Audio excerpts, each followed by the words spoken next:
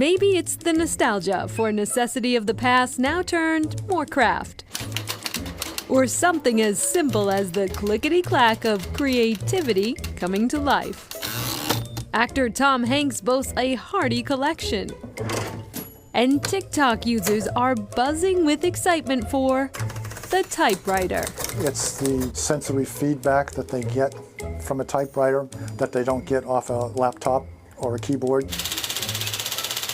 Tom Furrier is a rare breed among the remaining owners of a typewriter shop, which makes him and his store, Cambridge Typewriter, very popular these days. When the lockdown started and everybody was trapped at home, it just went up 10 notches. So I'm selling machines out in the sidewalk, people sitting on the bench, and they're in the window pointing to the guy, can I try this one, that one, and I'd bring them out, and I got just crazy busy. Sales and service in his small Arlington storefront, a jungle gym of ink ribbons and keys, up more than 40% over last year. But it is a blaze of sales that was sparked 2 decades ago, at a time when computers threatened to close up the now 4-decade-old business. Right around 2001, 2002, people started coming in asking about vintage manual typewriters. And right away, this bell went off my head. You know, this might be it. this might be what I'm going to be doing for the next 20 or 30 years. His first love, repairing those tools once used in everyday life, an intimate craft between man and machine. This voice in my head said, this is it. This is what you're going to be doing. It was beautiful. He still mingles in the fix, but now has an equal passion for collecting for customers. That's one of the oldest things in here. That's an original Hammond #1 from 1884. Can I touch it? Sure. Oh, yes. Furrier's shelves are filled with relics ranging from the 1920 versions to the 1970s. It's hard to keep any of them in stock, thanks to 2020, the year of at-home everything. Fun typing, I call it. People were doing creative writing at home, journaling, diaries, poetry. He says the right typewriter comes down to the right feel. Think of it like test driving a car. 2 to 3 week learning curve to transition from a keyboard to a typewriter. Ooh. But he says the heart of a writer, or rather the fingers, Ooh, yes, I like this. often know instinctually how to dance on the keys. Typewriters make what you write better because of the way your brain runs and thinks, and the action rhythm of the typewriter, they go together.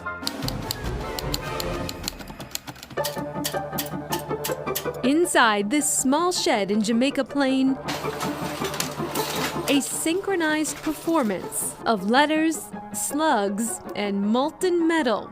A 2-ton machine working in concert with man.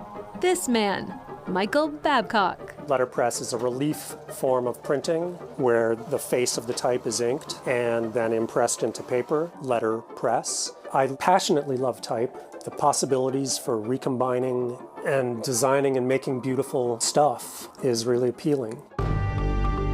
You could say that the engine in that process is this 75-year-old Linotype Model 31.